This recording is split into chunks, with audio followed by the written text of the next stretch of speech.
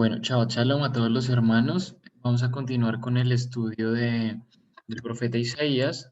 Habían quedado faltando unos versículos del capítulo 8.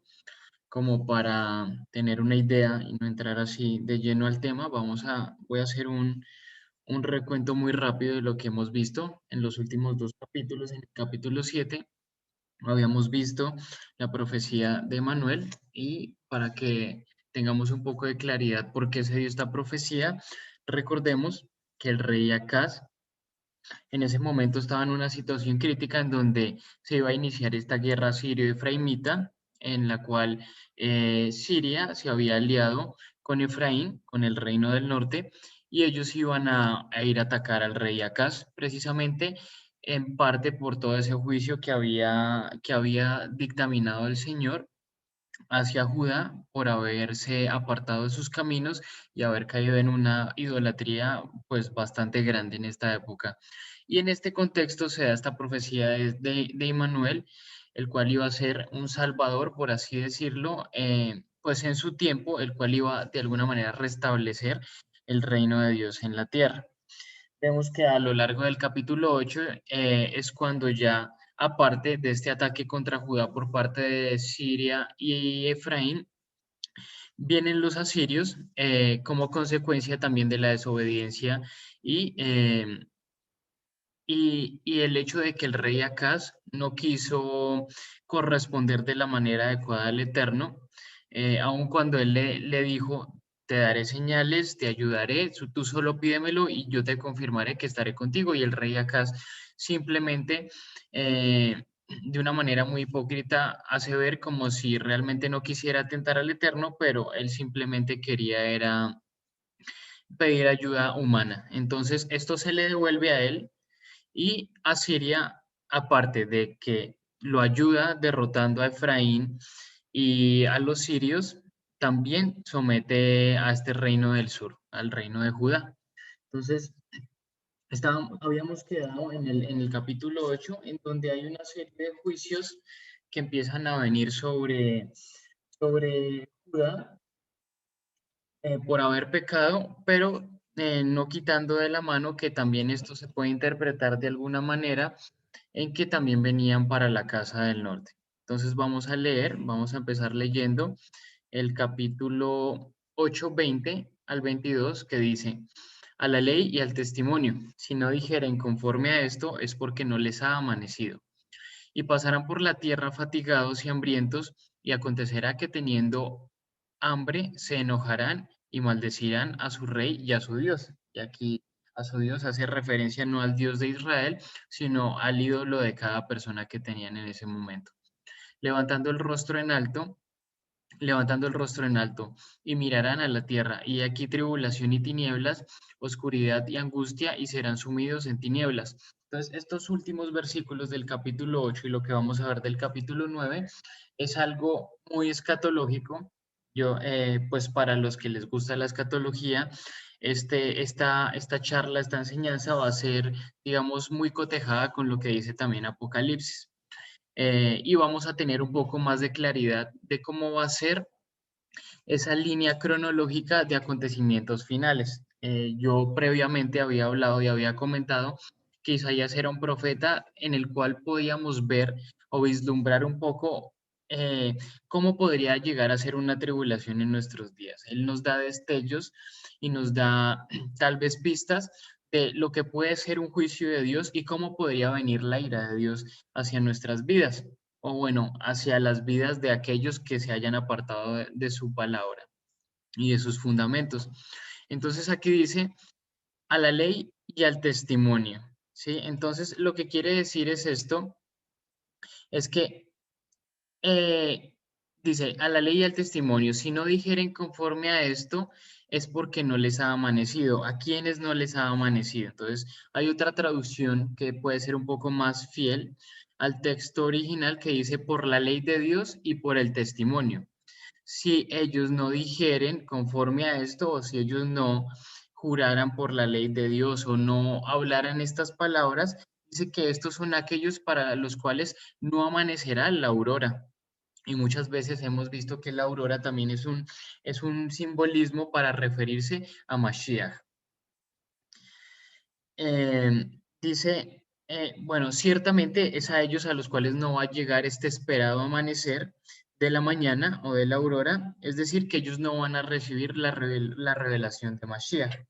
Habíamos visto que al igual que en un periodo de tribulación, lo vimos en, si mal no recuerdo, fue en el capítulo 6 o en el 7, en donde decíamos que, donde también se habla de tribulación y tinieblas, oscuridad y angustia, pero esto también hacía referencia a que al finalizarse este periodo iba a llegar también un resplandor de luz.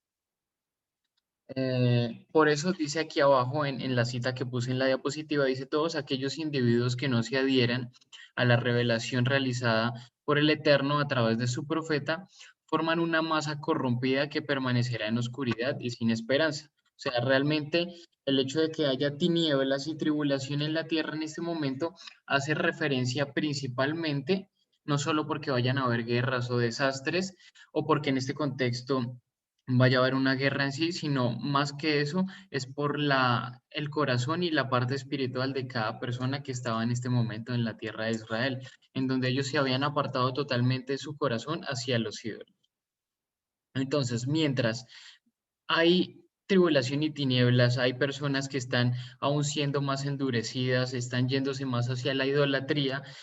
Dice que a quienes sí se aparten, a quienes sí aparten su corazón, a quienes sí esperen esa revelación de Mashiach, ellos van a ir creciendo durante todo ese momento, tal vez, digámoslo de esta manera, en su parte espiritual. Ellos van a tener una revelación de Mashiach, como dice el profeta Daniel, la ciencia se aumentará y esa ciencia va a ser específicamente el conocimiento de Dios. Ellos van a ser durante este periodo sellados por su espíritu y van a ser apartados y distinguidos de todos los demás. Por eso dice también, dice ahí mismo en el 8:16, si nos devolvemos un poco, dice, ata el testimonio y sella la ley entre mis discípulos. Porque esto lo que iba a caracterizar es que durante esa época los discípulos, quienes habían sido sellados con el Espíritu del Eterno, ellos eran los que iban a seguir creciendo en revelación, los que iban a poder distinguir realmente las cosas y discernir lo bueno y lo malo en esta época. Los que no se identifiquen con estas palabras, pues simplemente ellos son los que no tendrán su marca, ¿sí? En su frente ni en su corazón, como lo dice también Apocalipsis. Entonces, este pueblo, esta nación incrédula va a quedar sumida en un ambiente de oscuridad y desesperación, como lo dice el versículo 22. Entonces, vamos a continuar. Y si nos podemos dar cuenta, es un panorama muy parecido a lo que se puede ver hoy en día en estos tiempos también. Mientras algunos somos llamados a adorarlo a Él con nuestro corazón y con toda nuestra alma. Hay otros que están siendo más endurecidos y se corrompen más y quieren apartarse mucho más de Dios, de sus leyes. Quieren más enfocarse en una visión humanista que realmente hacer lo que a Dios le agrada.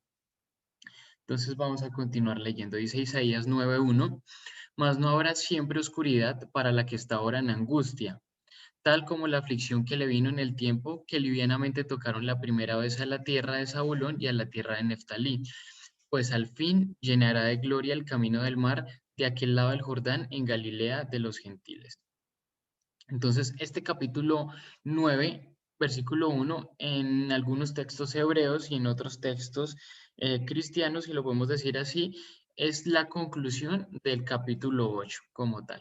Solo que en otras versiones, como la Reina Valera, se ha puesto como el inicio del capítulo 9, pero aquí digamos que se cierra como esa idea principal que nos está dando acerca de esta tribulación y dice que el pueblo incrédulo de Judá ha caído en una desesperanza, pero vendrá un mañana distinto. Sin embargo, su luz no va a brotar primeramente en su tierra, en Jerusalén, sino en otras partes de esta tierra de Jerusalén, lo cual es Galilea de los gentiles, que es la tierra de Zabulón y de Neftalí. Entonces, aquí vamos a mirar estos dos mapas en la siguiente diapositiva. Y si podemos ver en la tierra de Neftalí de Zabulón, son estas dos que se ven aquí. Aquí está la distribución de cómo estaban las 12 tribus en esta época. Y vemos que aquí, por aquí, está el río Jordán. Justo, si lo podemos mirar aquí también, digamos que pasa por aquí el río Jordán. Y esto en los tiempos de Yeshua es lo que se le llamaba Galilea, Galilea de los gentiles, que incluso se dividía en una parte norte y una parte sur. Pero bueno, es toda esta parte lo que abarca Galilea de los Gentiles y dice que desde ahí precisamente es donde va a salir, eh, donde se va a empezar la renovación, esta nueva renovación. Cuando dice el texto en el versículo 1 que no habrá siempre oscuridad, aquí el no habrá lo que indica es que no va a permanecer este estado de oscuridad sobre la tierra, no que nunca va a haber. Sí, sí, porque si nos ponemos a pensar un poco, oscuridad en la tierra de Israel hubo en este tiempo, en esta época específica, e incluso fue algo que se extendió durante muchas épocas y muchos siglos. Vemos como después de estos asirios vienen también y se llevan el reino de Judá a Babilonia, después los medopersas, los griegos, los romanos, los otomanos, incluso hasta el siglo pasado, ya finalizando el Holocausto. Entonces vemos que esta oscuridad era algo que se iba a dar constantemente, solo que iba a ser por un periodo específico. Al igual que nos dice el texto del Evangelio, que la tribulación va a ser por un periodo, pero no va a durar para siempre. Desde el tiempo de los jueces, estas tierras que estaban al lado del Jordán, o sea, Galilea de los gentiles, habían sido expuestas a una corrupción por una influencia de fuerzas paganas, principalmente dadas por los filisteos y por otros gentiles, y el reino del norte fueron los que más padecieron este destierro. Los habitantes en principio fueron atacados cuando inicia esta guerra sirio-efraimita por Tiglat-Pileser, quien era el emperador asirio, y bueno, sigue con Salmanasar y principalmente la tribu de Zabulón y la de Neftalí fueron las que atacaron primero, más que cualquiera de las otras. Entonces, tal vez por eso el texto hace alusión a esto, a que iba a empezar por este lado de la tierra en Galilea de los gentiles. Vamos a leer un segundo, Mateo 4, del 13 al 17, porque también esta profecía que da aquí Isaías tuvo un cumplimiento en la época de Yeshua. Dice Mateo 4, del 13 al 17, dice, y dejando Nazaret, vino y habitó en Capernaum, ciudad marítima en la región de Zabulón y de Neftalí, para que se cumpliese lo dicho por el profeta Isaías cuando dijo, tierra de Zabulón y tierra de Neftalí, camino del mar al otro lado del Jordán, Galilea de los gentiles. El pueblo asentado en tinieblas vio gran luz, y los asentados en región de sombra de muerte, luz les resplandeció. Desde entonces comenzó Yeshua a predicar y a decir, arrepentidos, porque el reino de los cielos se ha acercado. Entonces aquí vemos cómo esta profecía empezó a cumplirse en, en la época de Yeshua, primero porque él empezó a dar una nueva luz de esperanza a todos estos dispersos de Israel que se habían asimilado en esta parte de Galilea, al otro lado del Jordán. Por eso dice puse ahí esa cita que está entre comillas abajo del texto de Isaías, es Mateo 14, 20, ya les confirmo, 23, que dice, y recorrió Yeshua toda Galilea, enseñando en las sinagogas de ellos y predicando el evangelio del reino, y sanando toda enfermedad y toda dolencia. Entonces, hay algo muy interesante y es que tanto el Talmud como el Zohar y el Midrash enseñan que Mashiach aparecería en Galilea de los gentiles. Incluso ellos hasta llegaron a pensar esto y a comentarlo entre sus fuentes y entre sus eruditos, y que esta redención se iba a expandir incluso desde la ciudad de Tiberíades junto al lado de Galilea. Y si vemos en el mapa siguiente, Tiberíades queda justo aquí, al lado del mar de Galilea. Entonces, puede que sea una casualidad o puede que el Señor incluso quiso también confirmar aún más esta suposición de los sabios o los eruditos de Judá, pues para también darles a entender o darles una pista de que ahí empezó toda la situación y la redención. Algunos como Jerónimo comentan que los primeros cristianos, los que fueron posteriores al primer siglo, ellos pensaban que el texto de Isaías 9:2, donde decía que la luz del Evangelio, que luz les resplandeció, ellos pensaban que esta luz era el Evangelio que se iba a extender por medio del apóstol Pablo. Sin embargo, el profeta aquí lo que quiere evocar es que estas provincias israelitas, el entorno de Galilea de los gentiles, que había sufrido mayor aflicción y degradación, iban a ser los mayores beneficiarios cuando viniera la redención. Entonces, esto como para dejarlo ahí. Muy bien, vamos a continuar con Isaías, versículo 2. Dice, el pueblo que andaba en tinieblas vio gran luz. El pueblo que andaba en tinieblas vio gran luz, y los que moraban en tierra de sombra de muerte, luz resplandeció sobre ellos.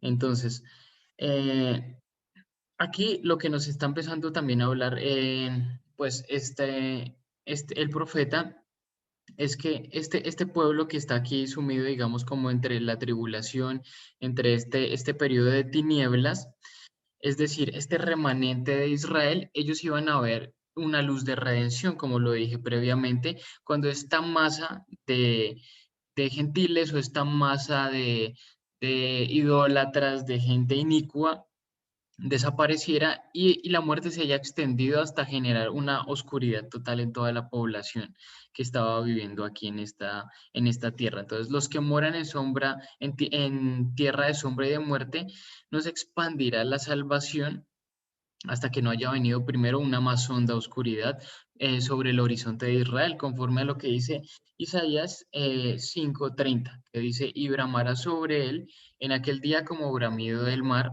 entonces mirarán hacia la tierra y aquí tinieblas de tribulación y en sus cielos se oscurecerá la luz. Y ahorita vamos a ver por qué hacen tanta referencia a que se oscurecerá la luz, a que el sol se ocultará, todo esto tiene un simbolismo muy profundo con respecto eh, a los tiempos finales también. Es decir, que hasta que la tierra del Eterno no se haya convertido en un lugar de desolación, de sombra, de oscuridad, de apostasía, en medio de sus habitantes, quienes lo han abandonado, no se podrá ver o no podrá resplandecer esta luz. Dice, y en ella, bueno, aquí vamos a mirar algo muy interesante, y es que eh, cuando se nos habla en el Apocalipsis de la caída de Babilonia, vamos a ir a Apocalipsis 18, versículo 4 al 8, dice, y oí otra voz del cielo que decía, salid de ella, pueblo mío, para que no seáis partícipes de sus pecados, ni recibáis parte de sus plagas, porque sus pecados han llegado hasta el cielo, y Dios se ha acordado de sus maldades. Dadle a ella como ella os ha dado, y pagadle doble según sus obras. En el cáliz en que ella preparó bebida, preparadle a ella el doble. Cuanto ella se ha glorificado y ha vivido en deleites, tanto dadle de tormento y de llanto, porque dice en su corazón, yo estoy sentada como reina y no soy viuda y no veré llanto, por lo cual en un solo día vendrán sus plagas, muerte, llanto y hambre, y será quemada con fuego, porque poderoso es Dios el Señor que la juzga. Entonces aquí estamos viendo nos está hablando de una ciudad. Sabemos que aquí Apocalipsis hace referencia no a Roma, no a Europa, sino está haciendo específicamente referencia a la ciudad de Jerusalén, a esta tierra de Jerusalén, la cual se ha llegado a jactar en un punto tan alto de su prosperidad, de que es muy fuerte, en el cual el Señor ya se hartó de esa situación y va a decir, pues en este momento es donde le vamos a devolver a ella todo eso que ha hecho. Y, eh, y eso, comparándolo, digamos, con lo que nos está contando aquí el profeta, es también la situación que está mostrándose en este momento, junto con el rey Acaz, en donde él creía que tenía el control sobre todo, donde había levantado tanta idolatría en medio de ellos, porque sabemos que él sacrificó sus ídolos a Moloch, él los hizo pasar por el fuego, él levantó ídolos, adoración a muchas deidades, y se jactaba de que tal vez Dios no le iba a hacer nada y se confió. en esta situación. Y eso es lo que estamos viendo aquí en la descripción de Apocalipsis. Vamos a leer un texto en Isaías 47:7 que nos va a mostrar y nos va a confirmar también que esta tierra que estaba en gran luz es la tierra de Jerusalén a la cual se está refiriendo el profeta. Dice Isaías 47:7, dijiste para siempre seré señora, y no has pensado en esto, ni te acordaste de tu postrimería. Oye pues, ahora esto, mujer voluptuosa, tú que estás sentada confiadamente, tú que dices en tu corazón, yo soy y fuera de mí no hay más. No quedaré viuda ni conoceré orfandad. Estas dos cosas te vendrán de repente en un mismo día, orfandad y viudez, y en toda su fuerza vendrán sobre ti a pesar de la multitud de tus hechizos y de tus muchos encantamientos, porque te confiaste en tu maldad diciendo, nadie me ve. Tu sabiduría y tu misma ciencia te engañaron y dijiste en tu corazón, yo y nadie más. Vendrá pues sobre ti mal cuyo nacimiento no sabrás, caerá sobre ti quebrantamiento del cual no podrás remediar, y destrucción que no sepas vendrá de repente sobre ti. Entonces vemos que aquí el profeta Isaías describe exactamente la misma mujer que nos está hablando Juan en Apocalipsis.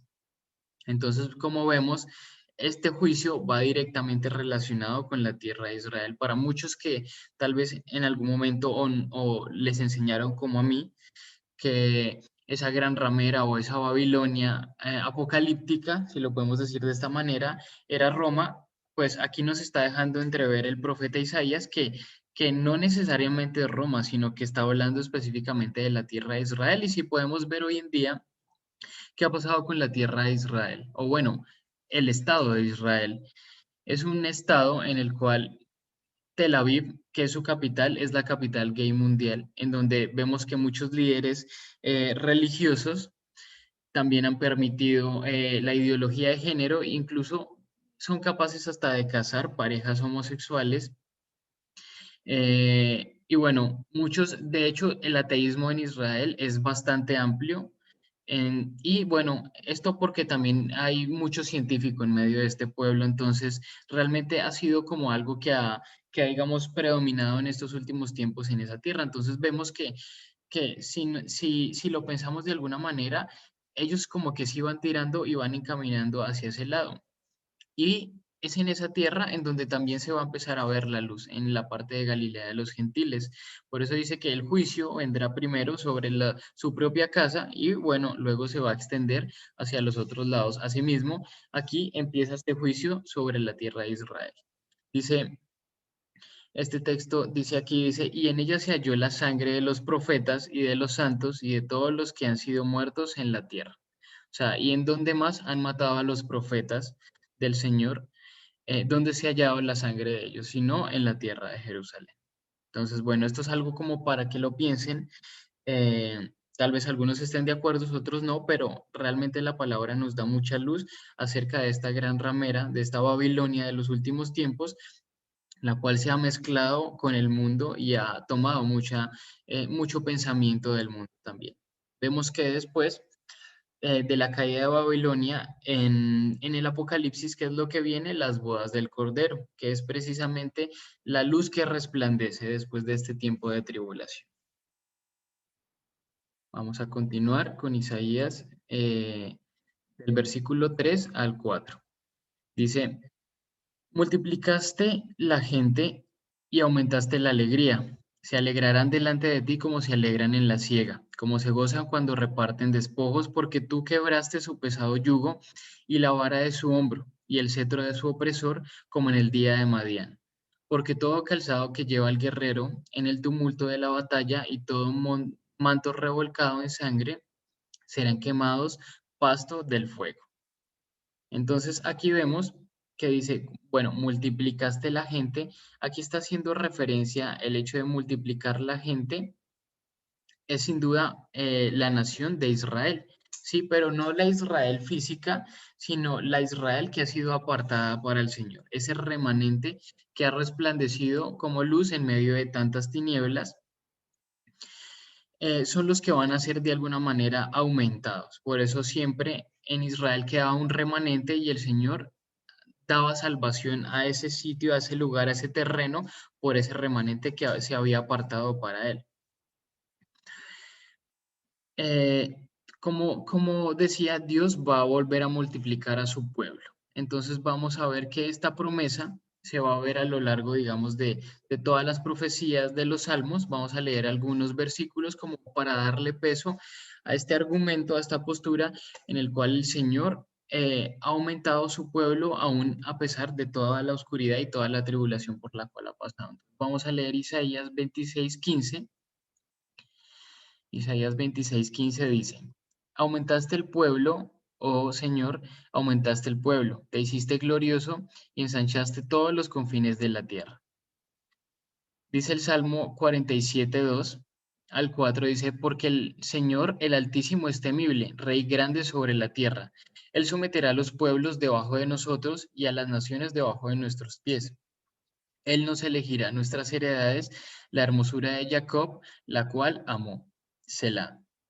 Y este salmo es un salmo netamente escatológico que habla sobre esa alabanza para el fin de los tiempos, para cuando venga Mashiach eh, a reinar ya sobre nosotros aquí en la tierra. Y dice que Él es quien va a someter a los pueblos debajo de nuestros pies y Él es quien va a darnos nuestra heredad. Él es quien es el rey grande que va a multiplicar esa hermosura de Jacob, de su pueblo. Dice Isaías 66:8, ¿quién oyó cosa semejante? ¿Y quién vio tal cosa? ¿Concebirá la tierra en un día? ¿Nacerá una nación de una vez? Pues en cuanto a Sión estuvo de parto, dio luz a sus hijos. Bueno, este es un versículo bastante conocido que muchos han eh, digamos, dicho que ya ha tenido un cumplimiento en cuanto pasó esto de la unión después del holocausto de toda la nación de Israel. Pero bueno, más que esa parte, nos está hablando claramente de esa Israel espiritual que espera ser reunida por el Eterno en un tiempo postrero.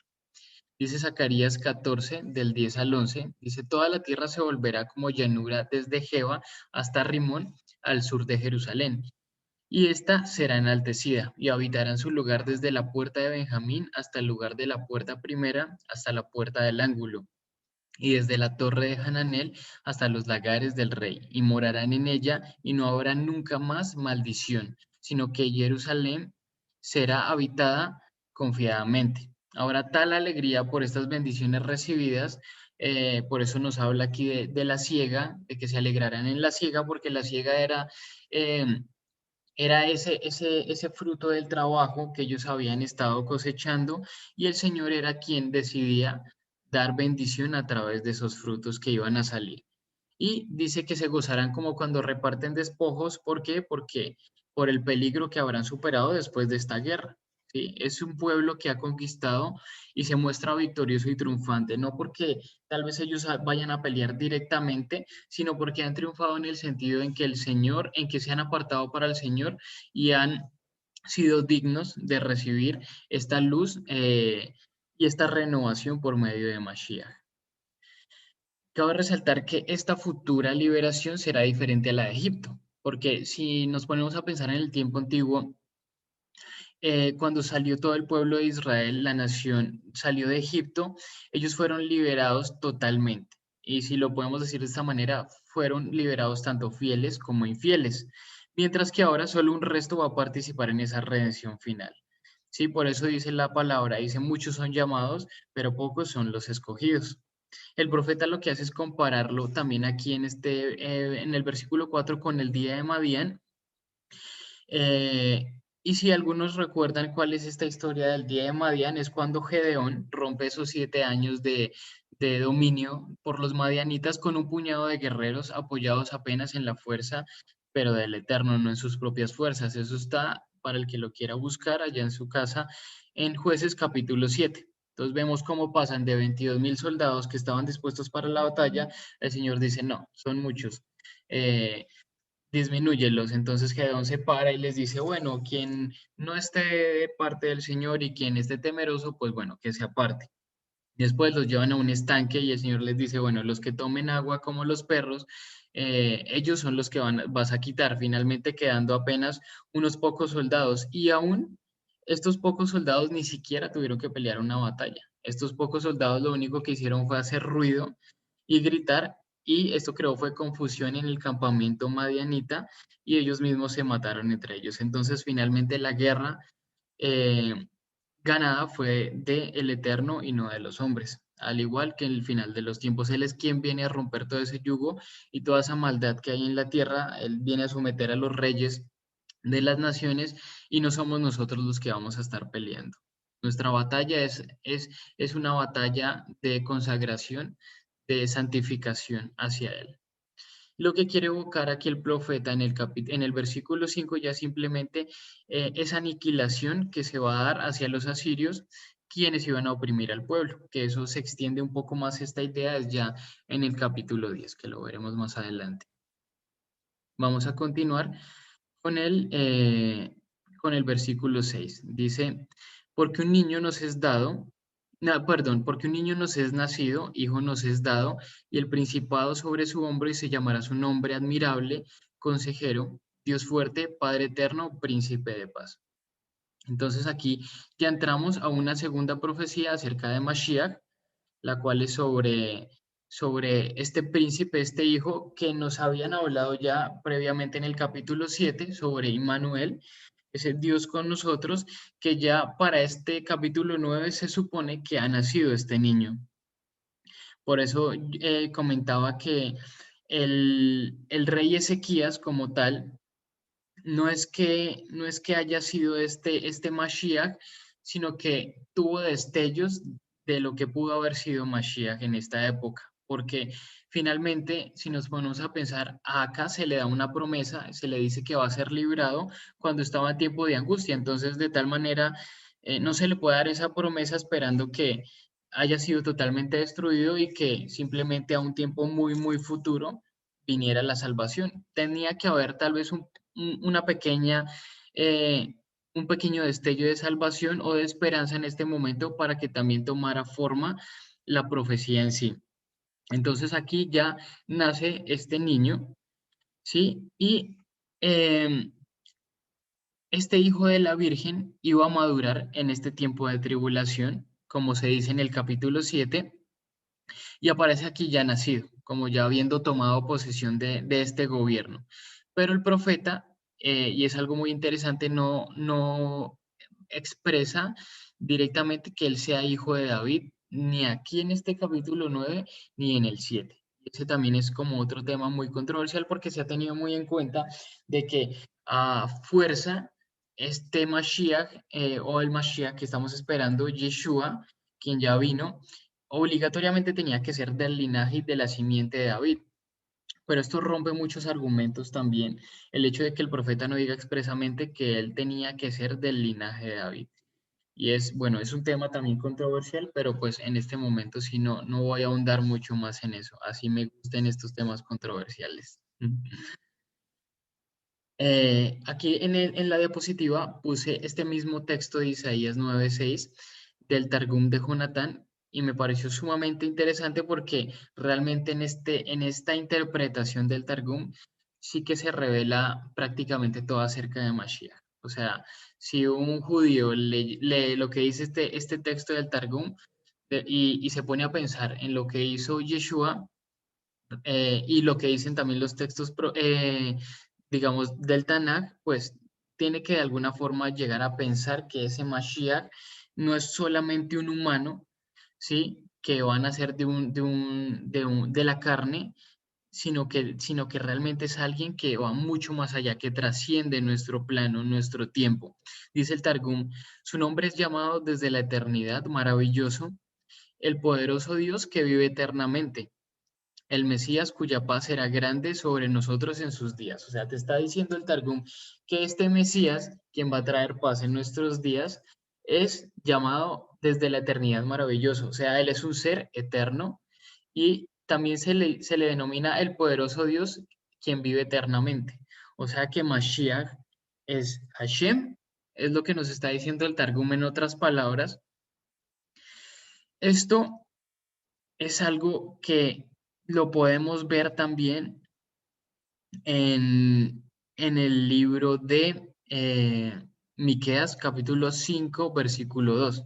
Vamos a leerlo porque realmente lo que nos dice aquí el Targum es casi lo mismo que nos está diciendo el profeta Miqueas. Dice, Miqueas 5:2 dice, pero tú, Belén Efrata, pequeña para estar entre las familias de Judá, de ti me saldrá el que será el Señor en Israel, y sus salidas son desde el principio, desde los días de la eternidad. Sus orígenes son desde el principio, desde los días de la eternidad. O sea que nos está diciendo que también ese Mashiach es un ser eterno, no es un ser carnal que nació, que fue enviado un tiempo después o que fue formado externo a Dios, sino que él mismo en sí es ese Dios eterno que iba a venir a salvarnos, que es el único que es eterno, porque como sabemos, el mayor atributo de Hashem es que él es el que era, el que es y el que ha de venir. ¿Sí? Y asimismo también lo expresa la revelación, el libro de revelaciones, cuando dice yo soy el que era, el que es y el que ha de venir, cuando Mashiach se presenta frente a Yohanan, frente a Juan. Entonces aquí vemos que nos está hablando que este niño no iba a ser simplemente un humano o un príncipe cualquiera que iba a derrotar un ejército, sino que este era el mismo creador de todas las cosas que se iba a manifestar a nosotros dándonos paz. Entonces vamos a ver algo muy interesante aquí en la siguiente diapositiva, en donde vamos a ver los atributos de Mashiach. Porque estos nombres no solamente se pusieron así al azar como dando, digamos, características de este ser, sino que realmente eran atributos que lo identificaban a él y lo caracterizaban por algo específico. Entonces vamos a ver estos atributos de Mashiach.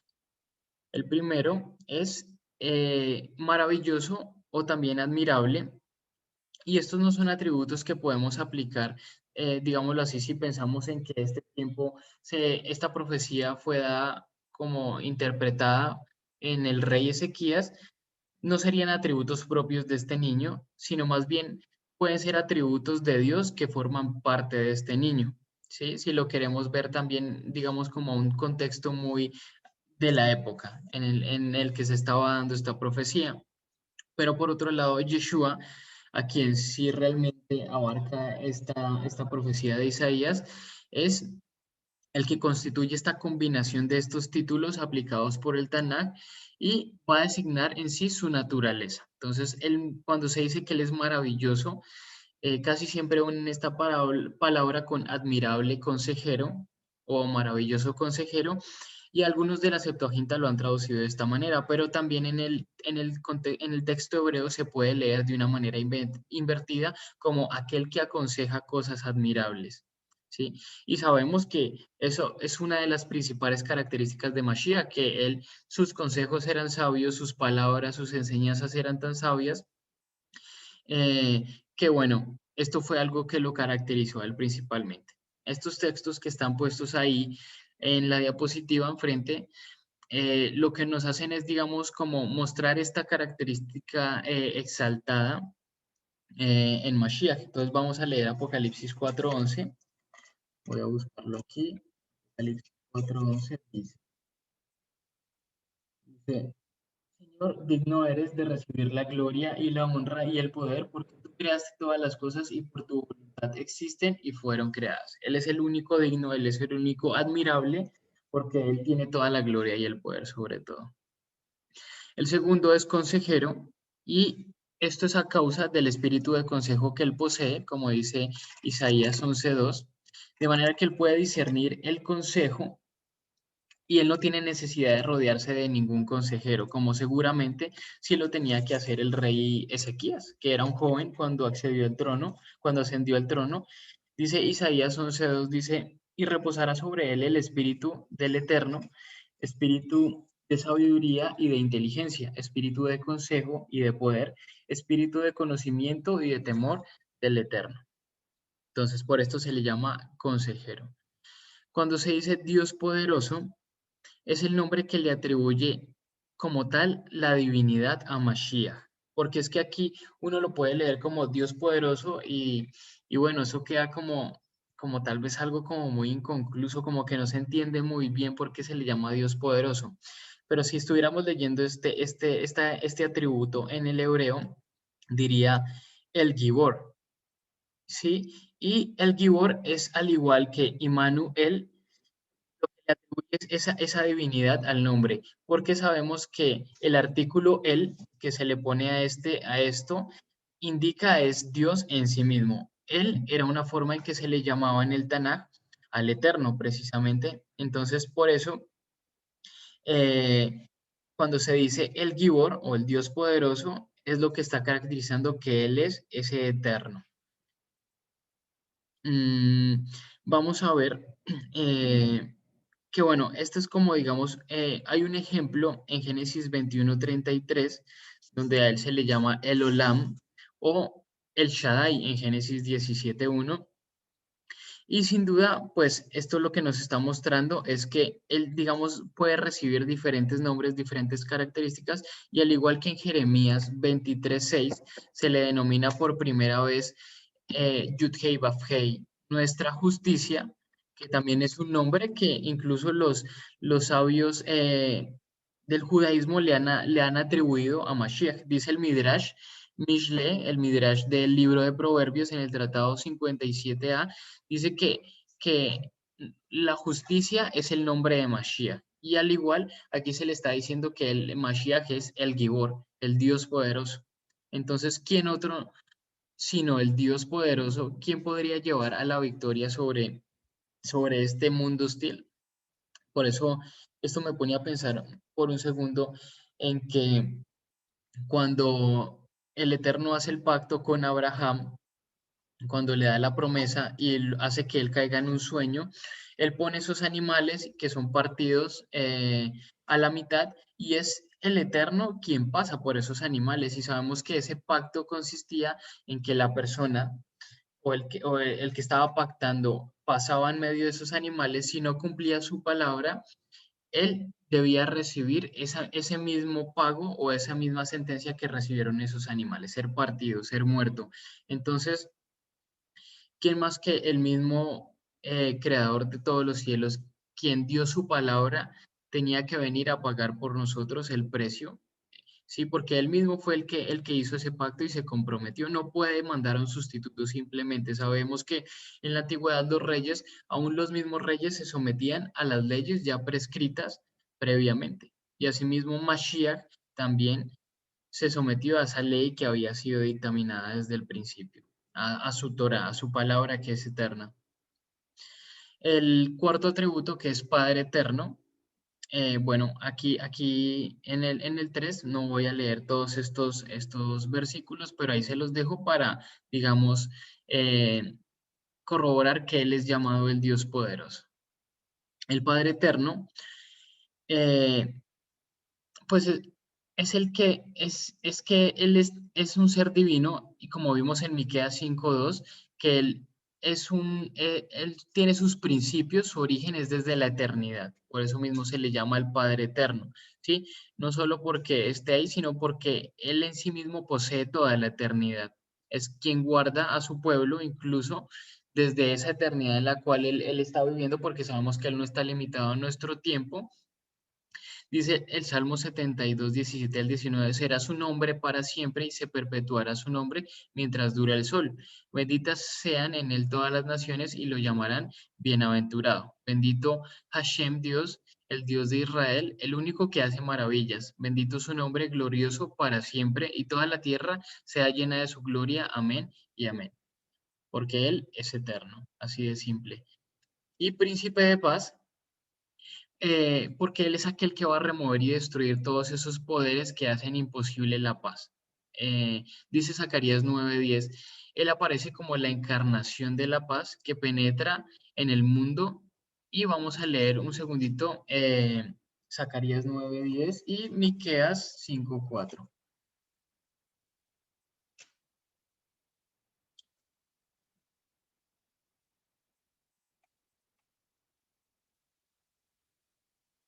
A ver, aquí tengo, aquí está Zacarías 9:10, dice, y de Efraín destruiré los carros y los caballos de Jerusalén. Los arcos de guerra serán quebrados, y hablará paz a las naciones, y su señorío de mar a mar y desde el río hasta los fines de la tierra. Entonces, aquí está, incluso nos está mostrando el profeta Zacarías que en ese momento va a ser sometido tanto Efraín como Jerusalén, sabiendo que hace referencia a estos dos reinos, y es cuando él va a traer paz. Obviamente no es que esté trayendo guerra sobre toda la nación, sino que va a ser sobre los que están sumidos en la oscuridad. Y dice, Miqueas 5:4 dice, y él estará y apacentará con poder del Eterno, con grandeza del nombre del Eterno su Dios, y morarán seguros, porque ahora será engrandecido hasta los fines de la tierra. Entonces, ahí está, él es el príncipe de paz. Dice aquí la cita, el fin para el cual él ha nacido es exaltar el gobierno de David como reinado eterno de paz. De esa forma, él demuestra que es no solo aquello que le llaman, sino aquello de que está haciendo, de hecho, de que, perdón, sino aquello que de hecho está haciendo. Esto lo cita Delitzsch en su libro El comentario de Isaías, del cual, pues bueno, hemos sacado bastante el estudio que estamos haciendo. Y bueno, como les decía al principio, aquí el profeta Isaías deja ver mucho lo que va a ser esta tribulación, lo que va a acontecer en la tribulación. Sabemos que el juicio de Dios no va a venir como si fuese algo, un proceso sobrenatural que viene a destruir la tierra o cosas así, sino que él mismo usa como herramienta de su juicio al rey de Asiria.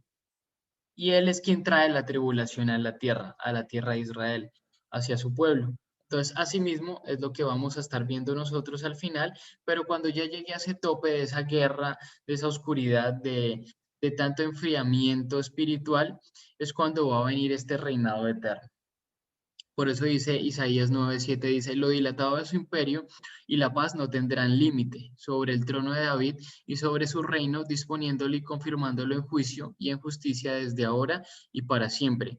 El celo de Adonai de los ejércitos hará esto. Entonces, eh, bueno, vemos que viene la tribulación, viene ya, digamos, como ese momento esperado en que va a ser manifiesto Mashiach a toda la tierra y después de eso que va a venir su reinado, lo que muchos conocemos como el milenio. Entonces aquí Isaías nos está mostrando básicamente el mismo panorama, solo que un poco más, digamos que modificaba la época. Claro, en este tiempo, digamos que este reinado de paz, si se podría decir de alguna forma, se dio en parte por el rey Ezequías, porque finalmente él es quien se desliga y se libera de este yugo de Asiria, él es quien restaura el servicio en el templo, él es quien vuelve a consagrar la Pascua, y bueno, de alguna manera él como que restablece muchas cosas, ¿sí? En cuanto al reinado y de Dios, pero y bueno, trae alguna paz que se vio incluso desde los tiempos de Salomón y una gran celebración. Sin embargo, Ezequías no fue un rey perfecto y también terminó cometiendo pecado contra el Señor y es castigado aún así después de haber hecho tantas cosas buenas. Por eso él no completa las características de Mashiach como tal.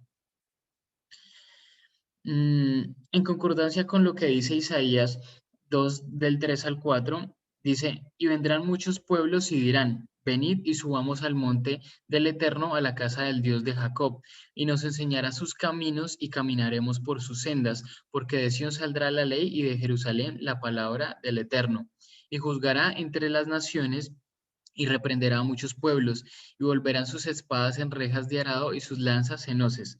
No alzará espada nación contra nación, ni se adiestrarán más para la guerra. Y también nos dice Apocalipsis 5:10, dice, y nos ha hecho, y nos has hecho para nuestro Dios reyes y sacerdotes, y reinaremos sobre la tierra. Entonces, como dice aquí la cita, dice, él será alguien que aumente perpetuamente el reino, pero no por la guerra, sino con armas espirituales de paz. Él concederá por dentro al reino juicio y la justicia como fundamento o pilar de su durabilidad. Realizará el juicio que él proclama y ordena, implantará la justicia que él no solo ejerce por sí mismo, sino que transfiere a los miembros de su reino. Por eso dice que cuando Él venga a reinar, cuando de Sion salga la ley, donde está Él, dice que también nosotros seremos reyes y sacerdotes y reinaremos sobre la tierra con Él, porque Él también asimismo delega a sus fieles esa justicia que Él mismo emplea y proclama. Entonces, esto es algo de lo cual se va a ver en ese reinado del Eterno. El Tratado de Sanedrín 94 dice que Dios, ellos comentan, ¿no? Aquí en este tratado dice que Dios quiso que Ezequías fuera el Mesías y que el rey Sennacherib hacerlo como si fuese Gog y Magog, pero Ezequías no fue hallado digno de eso, como lo decía previamente, y sin duda hay cierto sentido en ello, ya que las esperanzas mesiánicas no pudieron centrarse pues en su reinado como tal.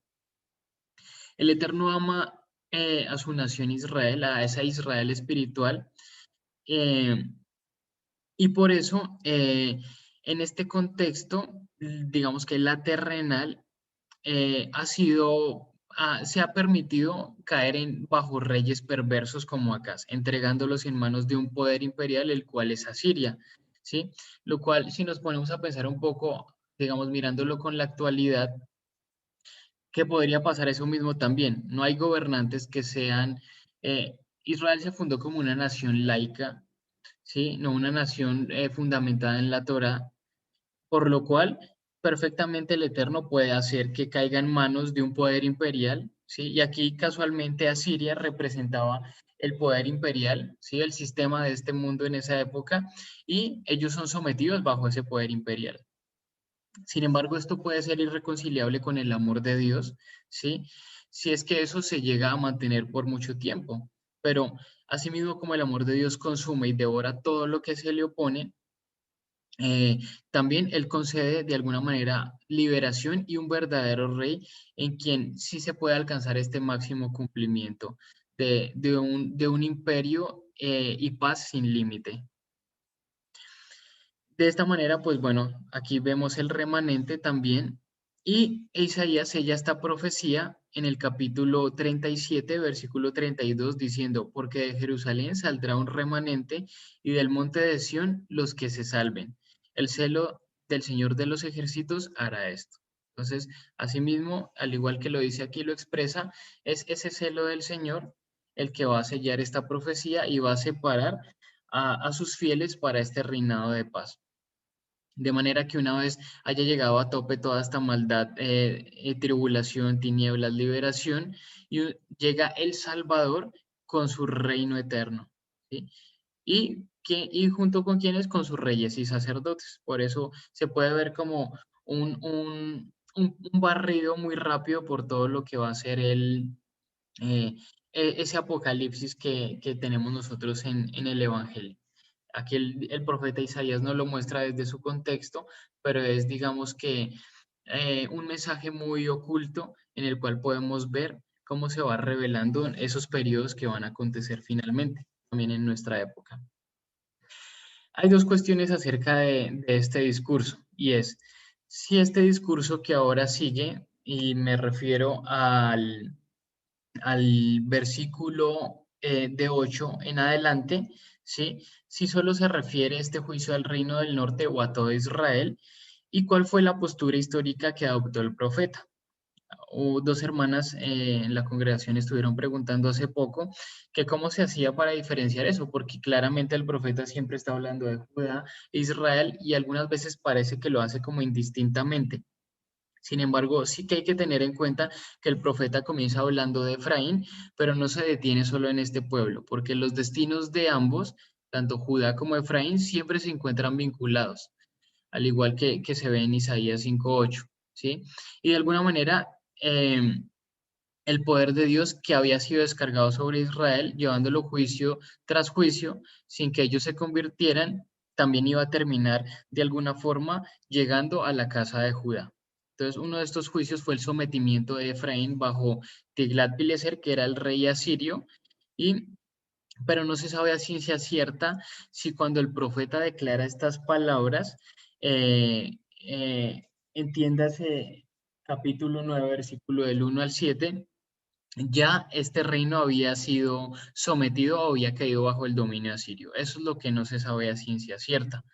Pero bueno, como para concluir ya esta primera parte del estudio, el profeta sí que hace una distinción clara de los dos reinos y eso hay que tenerlo muy claro y hay que leerlo con mucho cuidado cuando empezamos a leer cada una de las profecías de Isaías, porque se podrían aplicar para ambas casas, pero tenemos que tener muy en cuenta el contexto histórico y por eso hemos sido tan enfáticos en este estudio de Isaías y tan minuciosos en el momento de recalcar qué rey estaba en esta profecía, qué estaba aconteciendo en este momento, porque eso es lo que nos va a dar la pauta para entender si se aplicaba a los dos reinos o solamente a un reino de Israel.